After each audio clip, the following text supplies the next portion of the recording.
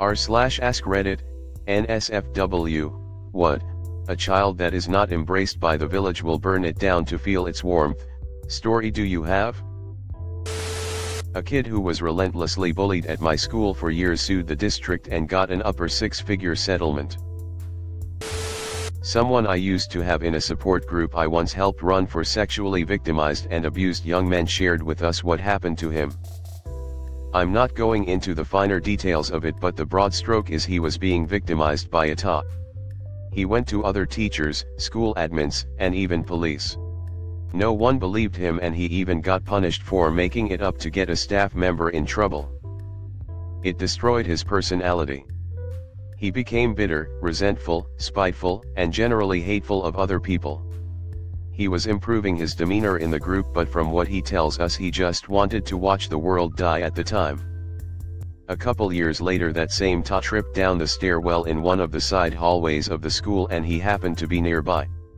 He saw she was badly injured and likely had broken bones and was bleeding from her head. Instead of helping her, he literally stepped over her and pretended she wasn't there. Security footage showed he wasn't the one to push her, but when asked why, he didn't say anything or get help. He simply said that last time he tried to tell people about something involving her, no one helped, so why would they this time? One of my friends from elementary school, he's the typical middle child. His brother is 11 years older and his sister is 5 years younger. So of course he faces all the actual consequences for his other siblings' actions. Rules he didn't like were because of stuff his brother did when his brother was a kid. If his sister did something stupid, it was his fault because he should have stopped her. His wants and needs were never the priority. If he wanted money, no, because it went to his brother in college. If he wanted friends to come over, no, because sister already had people coming over. He had to wear his brother's old clothes, but of course his sister got new clothes. Yada yada, you get the picture. When he was 16, he went out on a late night food run, and while waiting in the drive-thru, someone rear-ends him pretty hard. Does a not insignificant amount of damage to his parents' car. The other driver takes full responsibility, offers to pay for the repairs. Just an unfortunate accident. Well, his parents revoke his car privileges. Because he got in an accident, and they had a no accidents policy. Didn't matter then, it wasn't his fault. So he told them that if they took away his car privileges, he will never lend them anything for the rest of his life. They grounded him for saying that. That was about a decade ago, and he has never once given them anything. No money, no car, not even housing. He literally made his parents get a hotel once. He said he would forgive them if they apologized. To my knowledge, they have not apologized. By the way, his sister was involved in an accident a few years back where she was at fault. And her parents not only paid for the repairs to her car, but also are helping her pay for her car insurance now. I met this kid while in junior high. Knew him his first year in high school. Back in 78-79. Remember the movie Carrie? He had that for a mother. He was super religious and had to pray multiple times a day. Carried a large Bible with his school books. Wore old-fashioned formal clothes, 1950s style haircut, and horned rim glasses. His mother punished him because she saw us talking when he got off the school bus. I guess I didn't pass the friend standard. He was so unsocialized and awkward. He was grateful to speak with anyone. And I didn't make fun of him. I guess it got to be too much.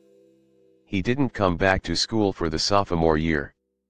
I later learned that while his mother was sleeping, he doused her with gasoline and set her and the bed on fire. She lived. And they just disappeared. I never heard of him again. I was lied to by HR, and it led to me not getting a promotion. I basically put them in a position where I couldn't be replaced and messed with the Excel codes I made for them that saved managers 6 hours a day. I didn't correct what I knew would get us high fees since it wasn't technically my job. Then I quit. $700K in fines, nobody trained to do scheduling, department without anyone to run it, and additional work for the managers was the damage. I started getting calls to help them fix it. I'm sure you can imagine how well that went for them. Edit. To everyone complaining about my actions here, this was years ago. The Excel document automation wasn't something I was asked to do. I did it because having the manager free made everyone else's job easier. The document literally needed to be made once a month in order to keep functioning. On top of that, this isn't some mom and pop shop that got hit with this. This was a multi-million-dollar company. I was doing work above my pay grade, and outside of the scope of my job. I just stopped doing the extra. One of my friends in high school was a major overachiever. Stayed at school or work as much as possible, to the point where he may have spent an hour or less at home a day. He would always deflect questions about his home life, but confided in me that it was bad. Calling him the black sheep of the family would be a major understatement.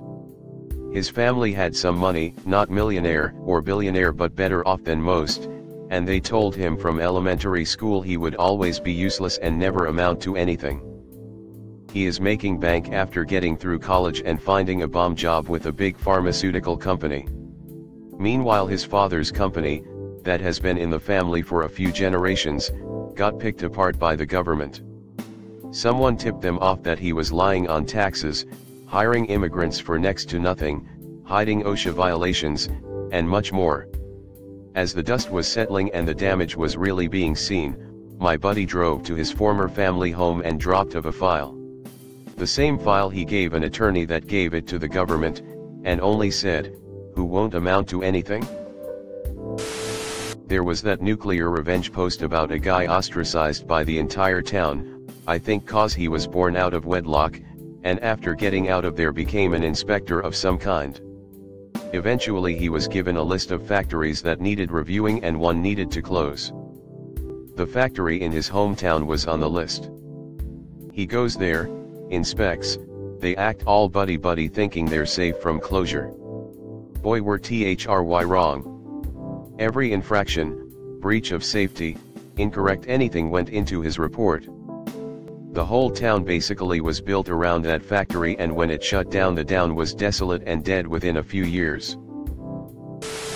A guy I went to high school with burned the bridge with his entire family. We weren't best friends, more of a friend type of situation, so my info is a lot of hearsay. But I do know some things for certain. He was the middle child, with an older sister and a younger brother. His parents had owned a diner and it had been in his family for a few generations. It was an unspoken rule that the kids of each generation would help out when they were little, and eventually take it over to keep it in the family. The problem was none of them wanted anything to do with it. It was the easiest way to set him off, even mentioning it would have him go from 0 to 100 real quick. This didn't stop either of his parents though. They would joke about how the kids didn't need to worry about college, or moving away, all of that would be taken care of when they would run the diner. The sister, being the oldest, was the first really pressured into it, but he and his brother told her to get out and don't look back, and don't let them guilt trip you. So she did, and goes to college on a sports scholarship and then moves a few states away. She occasionally visits but more or less left the town in her rearview mirror. Then it was his turn, but unfortunately he didn't have the money to get away, so his parents tell him to go to community college and work at the diner to save money. This is where the issues started. The younger brother doesn't go to college, and decides to go couch surfing and backpacking across the country for a few years. Occasionally coming back to work for a few weeks when he needed the money, only to take off again.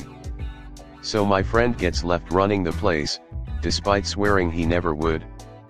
I'd see him around sometimes at bars, and he was a bitter shell of his former self with a bad drinking problem and a series of failed relationships. His parents didn't seem to care that their son was a depressed alcoholic, so long as their family legacy stayed the same. He confided in me how they were pushing him to get married and give them grandkids, to settle down and let go of this silly dream of starting over when he has the diner. Which, given how shit-faced he was in nearly every interaction I had with him, it's impressive he was able to run it. His sister and brother couldn't be bothered to come down and help, and in fact they started to agree with the parents that he should just cut his losses and make this life work for him. One day, he drops off the face of the earth. Nobody sees or hears from him for 3 weeks. His parents say he went on a vacation, and they also hadn't heard from him. Then suddenly he's back in town, seemingly in much better spirits, looking healthier than we had seen him in years. About 2 months later, the diner is torn down and replaced with some other business. As it turns out, his girlfriend at the time gave him an ultimatum: quit the drinking and go to therapy or we're done. So he does, and the therapist points out the obvious things linking his depression and says he should take a vacation and figure out what else he wants to do with his life. He went to Vegas, partied for 2 weeks and admittedly thought about killing himself. After getting it out of his system, he devises a plan to sell the diner and pocket the money for himself. Everything was in his name as the owner anyway, so it was pretty easy. He took the best offer he could, and used that money to leave town. The brother and sister didn't get a dime, and the parents were already retired. He moved to the other side of the country with his now wife, and we follow each other on social media, but he seems much happier. Apparently he hasn't spoken a word to his family in years, nor they to him, and does not intend to start. Jim. Not his real name, of course. Anyway, Jim moved to my school in 5th grade. He was socially awkward, but you could tell that he wanted to have friends. But for some reason, he was a complete social pariah. Was it because of his weight? I honestly don't know. It's not like he was the only big boy in the school. But for some reason, Jim got singled out. He was tormented mercilessly. I'll give Jim credit. He took it. But how could that not get to him? Still, he took it. For years.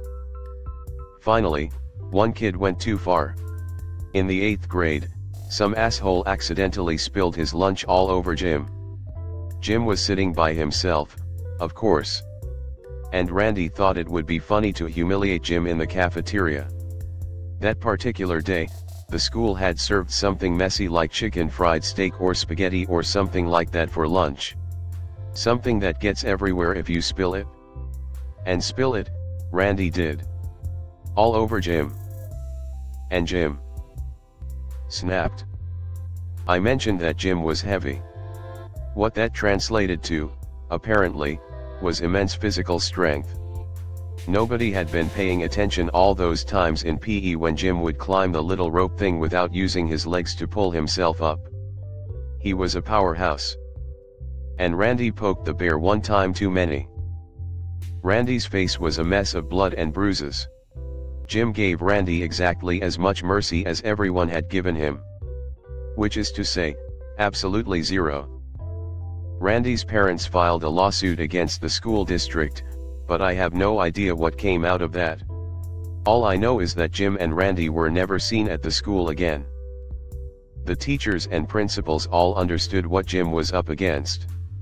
There's no way they didn't know how miserable he was. But school is a lot like prison. The people in authority don't actually care what happens to you. All they want is for your shit to stay off of them. As long as you don't make your problems their problems, they're fine with whatever. So, Jim was left to twist in the wind. As victims always are. A few years after graduation, Jim was in the news. He had robbed a convenience store and then gotten shot to death by the cops. The news coverage mentioned a troubled childhood filled with violence. But I was around for a good bit of his childhood.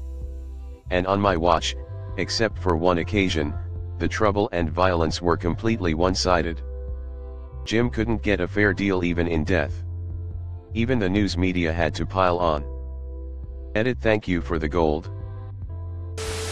As a kid who was beaten for years by mother and stepfather, and dad knew this but wouldn't help me in the slightest way and treated me horribly, I can honestly say that as the kid who would take care of an ailing parent, I will now, as an adult, tell that now ailing parent that they are on their own to fend for himself. When working at a daycare, I had a pair of boys in my class, Matt and John, fake names, of course. Full offense, John was trash. He was violent, shitty, foul-mouthed, uncooperative, and frankly, just not cut out for daycare. Kid was a budding psychopath. He never acted like this around anyone but me. He was a huge favorite among the staff that didn't work with him, so much so that they thought I lied about or exaggerated his behavior until the day he stabbed me. Now the other one. My Burn the Village boy. God. He was the one everyone said was misbehaved, but like John, his behavior with me was completely different. I treated Matt the way I treated all my kids. I found him to be cheerful, helpful with younger kids, bright and eager to learn new things. I considered the fact that I was the first teacher to engage with Matt in a positive way and also the first to ever tell John no and enforce rules with him. Shortly after I stopped working there, I heard from a former co-worker that there had been an incident. Apparently, everything went back to the status quo where everyone spoils John and acts like he's perfect while treating Matt like he had already done something. There was a massive blow-up between him and John in particular, and from I heard, Matt basically hulked out and trashed the place. My heart broke for him. He just wanted attention and structure and absolutely thrived with it. John needed discipline and structure of a different kind, but instead was coddled and enabled. The results were inevitable. I'm just sad it resulted in Matt getting kicked out. I hope he landed at a new school with teachers who actually cared about him. That entire center was a mess of bullshit like that. Favoritism, abuse, shitty staff behavior / attitudes, etc. Thanks for watching. Leave a like if you have enjoyed this video and subscribe to never miss an upload.